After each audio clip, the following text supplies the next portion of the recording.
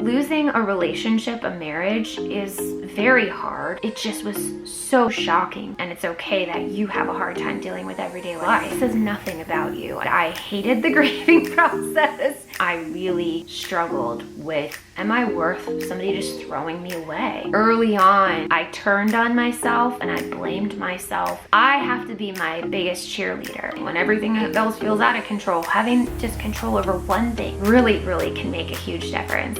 Hi guys, it's Kelly. Welcome to my channel and welcome to my video. In this video, I'm going to be talking about things you can do when your spouse has left you, if your husband has left you, if your wife has left you. Let me tell you, I am so very sorry that this has happened to you. In this video, I'm going to be giving you my advice based on my experience. I'm going to be telling you what I wish I had known, but it may not be appropriate for your situation. So take whatever is helpful for you and leave the rest. I hope that some of these 11 items I'm about to share with you will be helpful for you. During this situation, it may feel like a really bad dream, a nightmare even. Maybe it feels like everything is going really fast or maybe going really slow in a very surreal way. When I am in a situation that feels completely out of my control, when everything is spinning around me, there is one thing that I absolutely almost always have control of, and that is my breath. Number 3 is focus on your breathing. Sometimes when we get into a situation where we're really overwhelmed, we can, without realizing it, start breathing really fast. And if we start breathing too fast, we can start hyperventilating, or we can hold our breath.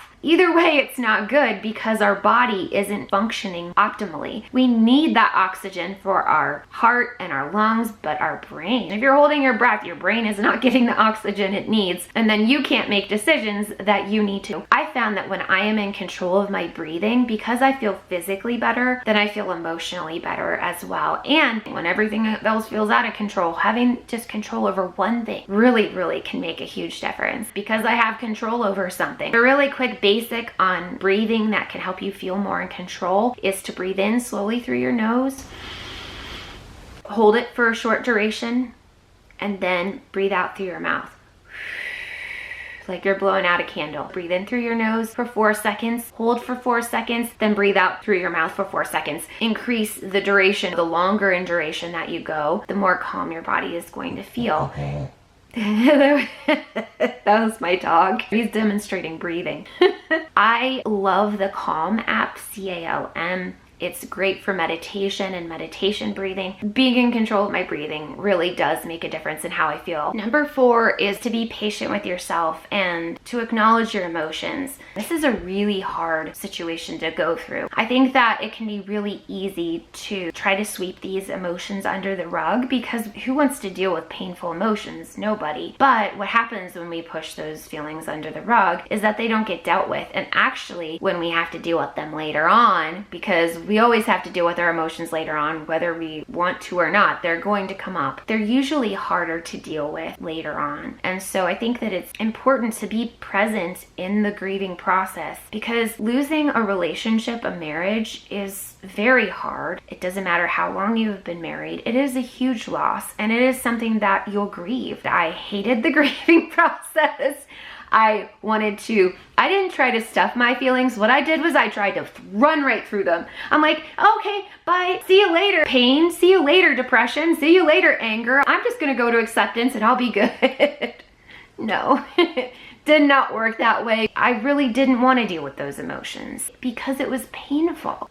It's still painful. I felt like he had ripped inside of my chest and ripped my heart out. I felt physical pain with the emotional pain. It just was so shocking. So I'm going to talk a little bit about therapy later, but I actually went through therapy, and in going through therapy and actually addressing the pain and the denial and the depression and the anger, it was helpful so that on the other side of everything, I was emotionally more healthy. Be kind and compassionate with yourself. You are a precious human being, and though this person discarded you, says nothing about you. I know it can be really hard. I really struggled with wondering, is this really what I'm worth?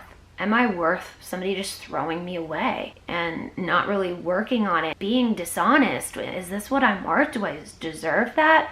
No, I don't. It can be such a confusing time. Early on, I turned on myself and I was mad at myself and I blamed myself, and I realized that I have to be my biggest cheerleader. I needed to value that this is a hard situation, because if I didn't value that it's a hard situation, how can I expect anybody else to understand or give me compassion for the situation I'm in? I have to give compassion to myself first, and then maybe other people will have compassion for me too. Compassion means having understanding that what you're going through may affect you in other ways in your life. Maybe you can't focus on work as much as you wanted to. Maybe you're not the parent you want to be because you're dealing with this trauma. And it's just saying, okay, I'm not performing as optimally as I'd like to. Maybe I'm screwing up. I'm making a lot of mistakes in certain areas, but I'm going to be understanding and I'm going to say, it's okay, Kelly, because you have gone through a really horrible, traumatic experience.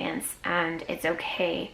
This is normal. You would have to be an idealistic, perfect human being to be able to get through this and not make these mistakes. And that's not normal, right? When none of us are perfect. Everybody going through this has a hard time with dealing with everyday life. And it's okay that you have a hard time dealing with everyday life as well. Writing in a journal is one way to deal with the emotions. Writing the emotions out. I like to video journal, so I will talk to a camera and just get my emotions out that way. Because our emotions are really heightened in this time, it's probably best not to make really big decisions when those emotions are really high and when you're feeling them really strongly. So there's a lot of different ideas for dealing with emotions, but don't run from them. Don't try to run through them, because it will make everything else harder if you do. Number 5 is get the emotional and spiritual support that you need, because right now you need extra emotional and spiritual support. So there are a few ways that you can get those things. The first way is to see a therapist. I think this is an excellent idea. I absolutely saw a therapist. My therapist talked about usually her clients come and see her during a transitional part of their lives. Going through separation and divorce is absolutely a transitional part of your life. Life can be extra hard, and to have somebody who's a third party that's not biased to help me, give me the tools to cope with the emotions I'm having, help me work out those emotions. You know, friends can be there and can support you, but at some point your friend is not your therapist. They cannot advise you. They have their own stuff and their own hangups, and a therapist can see you and see where your stuff is and where your hangups are and help you through that. You can tell your therapist things that maybe you would tell nobody else in the entire world. That therapist can be trusted so that they can help you through your issues. Therapists can work with you through the grief process so that you can come out the other side emotionally healthy. I think sometimes there's a stigma about going to therapists for some reason. I don't understand why, because there's nothing to be embarrassed about asking for help. I think actually that is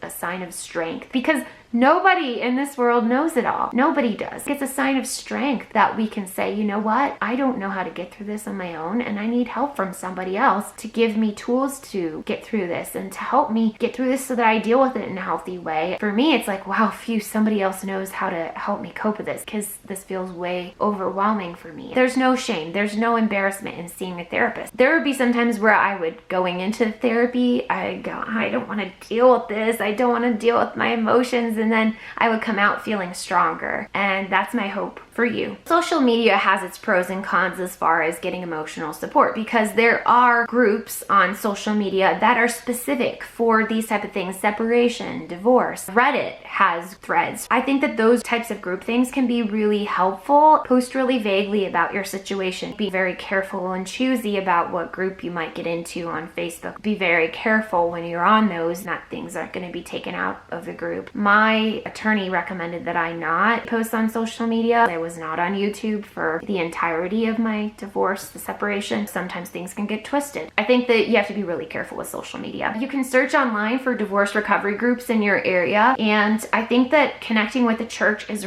really great, because a lot of times churches have support groups for people who are divorced or separated. They're recovery groups, and I think those types of groups through churches can be great because you meet in person and you get to interact in person with with people, and that's so much different than interacting with people online. You can actually get a hug when you need a hug. Church is a great way to spiritually get connected as well. I really grew in my relationship with Jesus during the time I was separated. I felt closer to him. I'm closer to him now than I ever have been in my life. It was really great to be part of a church community and a congregation, and to have people who knew what was going on with me and cared about me and asked about me, and that was really important for me and for my faith. Going to church gave me a lot of strength, and I think any type of strength that you can get during this time is a win. Go for it. Anything that gives you strength. So number 6 is self-care. It's really easy to get overwhelmed, and I think self-care is a non-negotiable. Self-care being what it means. Self-care, taking care of yourself, taking 5 minutes to just sit down and rest, take 10 minutes to meditate, take a bath instead of a shower this time. Whatever is good for you. Maybe you go and take a run or play some ball or play the piano, knitting, play a video game, clear your head. Whatever it is for you that decompresses you, that's what you want to do. Right now, you gotta have stress relievers. I think laughing is really important during this time. Watch shows that you know are gonna make you laugh. I found myself singing breakup songs. Taylor Swift's We Will Never Ever Get Back Together. There's a girl group that says shout out to my ex. There's a breakup song by Francesca Battistelli. It's Break Up With Fear. Roar by Katy Perry is a really empowering song. I like to listen to some empowering songs as well. The sad songs I kind of avoided. Keeping a good routine is really important during this time. Make sure you're eating, you're drinking water, you're sleeping. You're eating, drinking water, you're sleeping. Keep your routine because you're gonna need it. So much is out of the norm right now, and in your body needs something it can count on, and keeping to that routine is gonna be good for you and your body. One of the biggest self-care items that I use for myself is I repeated a phrase, or I guess you'd call it a mantra,